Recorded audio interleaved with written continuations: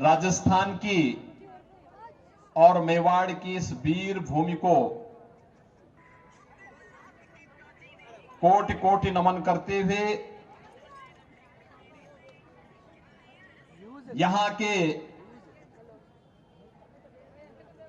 जो अधीश्वर देवता हैं श्री कलिंग महाराज और श्री नाथ जी महाराज के श्री चरणों में भी कोटि कोटि प्रणाम करता हूं। मंच पर उपस्थित भारतीय जनता पार्टी के लोकसभा के प्रभारी और मंत्री राजस्थान सरकार श्रीमती मंजू जी बागमार, श्री नाथद्वारा से लोकप्रिय विधायक श्रीमान विश्वराज जी मेवाड़, हमारे सभी अन्य विधायकगण श्री हरि सिंह रावत जी, सुरेंद्र सिंह राठौर जी, श्रीमती दीप्ति माहेश्वरी जी, श्री अविनाश गहलोत जी, श्री शंकर सिंह रावत जी, श्री लक्ष्मण राम कलुक जी, श्री वीरेंद्र सिंह चौहान जी, श्री मान सिंह बारड़ जी, और जो जिनके साथ एक लंबे समय तक मुझे सांसद के रूप में संसद में कार्य करने का अवसर प्राप्त हुआ था, राजसमंद के समन्वय श्री पुष्प जी जैन, सह संयोजक श्री नरेश जी कनौजिया, जिला प्रमुख श्रीमती रजनी देवी जाट जी, विधायक मॉडल से उदयलाल भड़ाना जी, और जैसा नाथ जी की मंडी के महंत योगी नारायण नाथ जी, भारी संख्या में उपस्थित राजसमंद से जुड़े हुए सभी उपस्थित बहनों और भाइयों, इस पावन धरा को बारंबार नमन करता हूं। ये वीरों की भूमि है, भक्ति और शक्ति का अद्भुत समन्वय इस धरती में देखने को मिलता है, और भक्ति और शक्ति का यह समन्वय ही हम सब की धमनियों में राष्ट्रभक्ति की एक नई ज्वाल पैदा करती है, एक नया ज्वार पैदा करती है। बहनों और भाइयों, बप्पा रावल की वीरता से लेकर के महाराणा प्रताप के स्वदेश और स्वाभिमान के उन कार्यक्रमों को आगे बढ़ाते हुए आज भी पूरा देश गौरव की अनुभूति करता है। महारानी पद्मिनी के जौहर को कौन भारतीय भुला सकता है, और मीराबाई की भक्ति हम सबके मन में राष्ट्रभक्ति की एक नई ज्वाला पैदा कर देती है। आपने देखा होगा अभी पिछले वर्ष जब यहां विधानसभा के चुनाव चल रहे थे, तो चुनाव के दौरान प्रधानमंत्री मोदी जी स्वयं वृंदावन पधारे थे, और वृंदावन में महान भक्ति की प्रतीक मीराबाई जी की 525वीं जयंती के कार्यक्रम का मंचन का एक भव्य आयोजन हम लोगों ने वहां किया था। उस आयोजन में स्वयं भाग लिए थे। उन्होंने 3 घंटे का समय दिया था। मीराबाई के प्रति भाव प्रधानमंत्री मोदी जी के मन में है, और इसलिए यह मेड़ता की धरती तो महाभक्तनी महारानी मीराबाई की धरती भी है। बहनों और भाइयों, आज मुझे उत्तर प्रदेश से इस धरा पर आने का सौभाग्य प्राप्त हुआ है, और मुझे प्रसन्नता है कि जब राजस्थान अंगड़ाई लेता है तो उसकी गूंज पूरे देश के अंदर सुनाई देती है।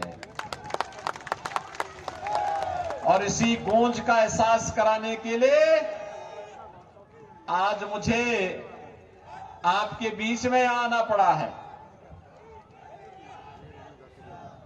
आप तो एक विरासत को आगे बढ़ाने का कार्य कर रहे हैं।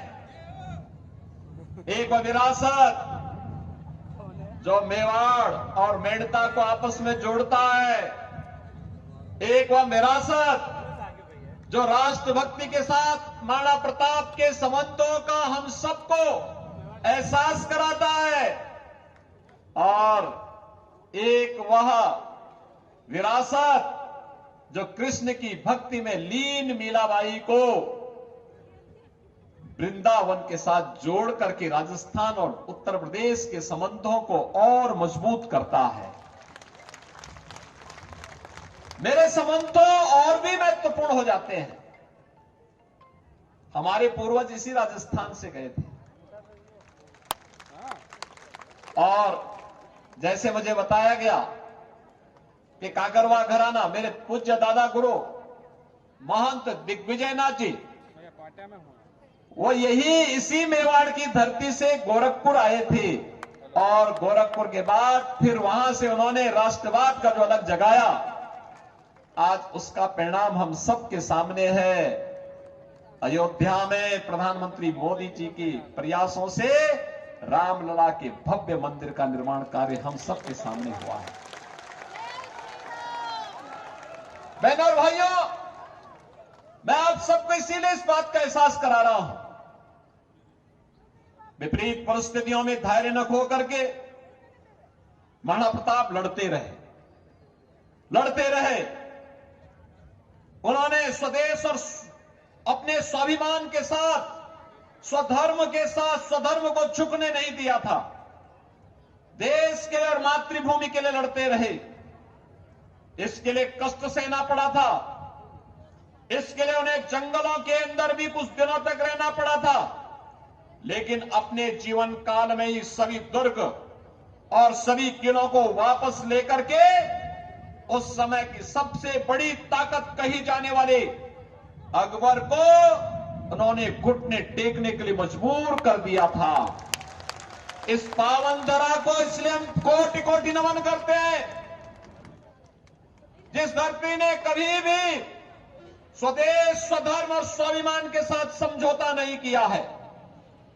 बहनों और भाइयों, आज देश एक बार फिर से राजस्थान का आह्वान कर रहा है। ये राजस्थान की धरती उसी बात की गवाह है, उसी बात को लेकर के चलती है। लोग मुझसे पूछते हैं कि राजस्थान में आपको इतना प्यार क्यों मिलता है। मैं कहता हूं क्योंकि मैं भी सत्य का पथिक हूं और राजस्थान में उस सत्य की आवाज को हमेशा मजबूती के साथ आगे बढ़ता है। बहनों और भाइयों, मैं आज इसीलिए आपसे कहने के लिए आया हूं कि देश अपने भाग्य के एक ऐसे मोड़ पर खड़ा है जहां एक और प्रधानमंत्री मोदी जी के नेतृत्व में विकसित भारत की संकल्पना को साकार करने के लिए जनता जनार्दन का आशीर्वाद मांगा जा रहा है। और दूसरी ओर वे लोग हैं जो भारत को विकसित नहीं देखना चाहते, बदहाल देखना चाहते हैं। बहनों और भाइयों, आपने 10 वर्ष में बदलते हुए भारत को देखा है। 10 वर्ष मोदी जी के नेतृत्व में एक ऐसा भारत दुनिया के अंदर जिसका सम्मान बढ़ा है, सीमाएं सुरक्षित हुई हैं। आज कोई भी विधर्मी, कोई विदेशी भारत की सीमा में अतिक्रमण नहीं कर सकता। कोई विदेशी घुसपैठे भारत की सीमा का अतिक्रमण नहीं कर सकता। भारत के अंदर आतंकवाद और नक्सलवाद की समस्या का समाधान हुआ है। अगर कहीं पे पटाखा भी तेज से फूटे तो सबसे पहले सफाई पाकिस्तान देता है कि इसके पीछे मेरा हाथ नहीं है। ये भय दुश्मन के मन में है, क्योंकि उसे मालूम है कि अगर किसी आतंकी वारदात में पाकिस्तान का हाथ होगा और उसके द्वारा प्रश्रय प्राप्त किसी आतंकी संगठन का हाथ होगा तो उसको लेने के देने पड़ जाएंगे। इसलिए वह बह के मारे पहले ही सफाई दे देता है, कहता साहब मेरा हाथ नहीं है, हमारे इससे कोई लेना देना नहीं है। बहनों और भाइयों, देश के अंदर विकास कैसे होने चाहिए? Highway, railway, express highway, IIT, IIM, AIIMS, one district one medical college, हर घर नल की योजना जैसे बड़े परियोजनाएं आज देश की शोभा बढ़ा रही है, देश को विकास की एक नई ऊंचाई तक पहुंचाने का कार्य कर रही है।